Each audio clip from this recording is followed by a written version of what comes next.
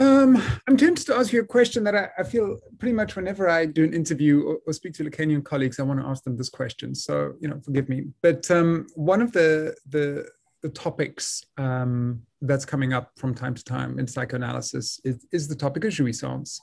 And in fact, you and I are both at a session where there was kind of critical analysis of whatever jouissance might mean and how it becomes used maybe in too casual a way or in an overly explanatory way without lacking precision and definition and so on and so forth. What is your take on the notion of feminine jouissance in later Lacan? I mean, I would love to talk to you a bit about the Darien Leader session that we both attended, because I think there's a lot to kind of say about that. And it was interesting because Derek and I were at that session shortly after Derek taught my class, and we had focused the class on jouissance, and we had two very different ways of thinking about it. So it was interesting for me to attend that. And I would say for the purposes of the book, I stayed away from the term. It's not mentioned all that much, which is interesting to me because in other papers I've more readily used it.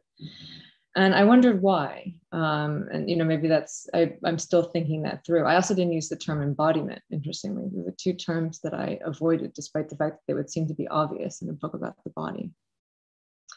I mean, as for feminine jouissance, I've every time I teach it, I find myself slightly worried about it more and more. And it's interesting because I'm also interested in the difficulty that my students have with it. Well, why feminine? What do you mean by phallic? Why do you have to use these words? Why this untranslatable word? Why this sort of mystification of it? At the same time that obviously I think the concept of jouissance is incredibly important, especially I think in your work where you see the way in which without it, how can we think something like the trajectories of racism and the kind of acts of racism and what they're directed against. So I find myself hanging in the balance here. The one thing that I would say about the difference between, let's say, masculine, phallic, feminine, other jouissance is what's interesting to me on the side of women or whatever, women, is the non-quantifiable aspect of it for Lacan, the kind of the lack of knowledge and the lack of quantification. And the difficulties that this poses for the subject, which I hear about, and I think that it's important psychoanalytically to think about. And also the way in which a certain, let's say, disposition towards other jouissance, and again, it's here, I already want to avoid the term feminine, rushes into the fragmentation, into the amnestic kind of abyss of that kind of jouissance. And maybe even holds fast to it against, what would be a more firm position in the world, wants to kind of be on the side of that jouissance with a world that doesn't want the person to be over there. Yeah. And I think that this is crucial. And do we need to put the words feminine, masculine on it? I don't know. Sometimes it's very helpful thinking about the ways in which the world distributes these things. Sometimes it's also not. And I've heard this from my students where they say, I don't here at all. Yeah, I suppose it's kind of affirming to hear some of those things because just in my experience of teaching Lacanian concepts a lot, there come these moments where it's almost as if I feel that I have a bit of a lack of belief or something, and talking about feminine jouissance is one of those moments.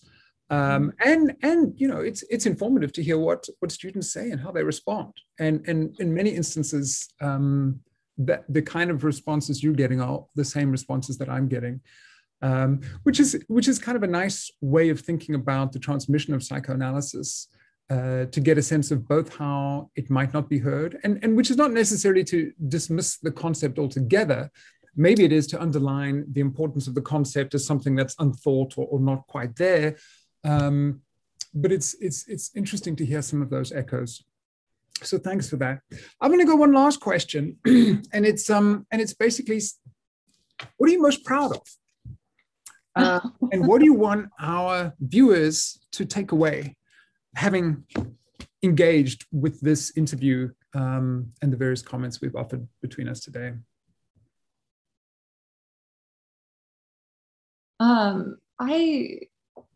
I don't know what I'm most proud of. I mean, I want the life and death of psychoanalysis was, I guess, a book about going from analysand to analyst in a way. I mean, really is mostly about being an analysand in my analysis and the relationship between theory and the transformations that were taking place for me in my own analysis, trying to, in some ways, show that theories are personal.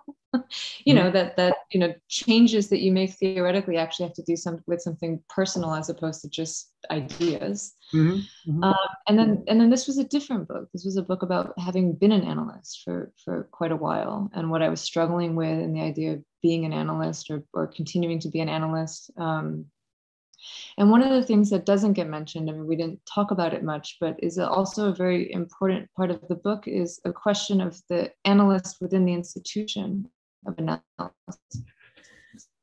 and the transmission of analysis teaching. So, I mean, there's the whole exploration of conversion and hysteria and the concepts in Freud, but then also sort of more philosophically. But then I wanted to embed that really in the position of the analyst now, and to ask a question about it. I mean, just to say, you know, we have real trouble as analysts in our institution. We're struggling with this, and we're struggling with how to communicate what we do as analysts. And for me, that's a really big question. Yeah. And to speak about something as intimate as the body and working with the body psychoanalytically is also the problem with what it means to be together as analysts when we're so alone and so alone with patients. And then more than that, how to communicate what we know.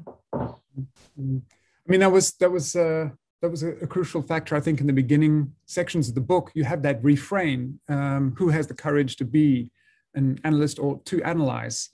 And I suppose rather than coming up with an answer to that, maybe that's a point we could leave things for today. But I think it's a very salient question. Jamieson, thank you so much for your time. Derek, thank you for your questions and for reading so closely.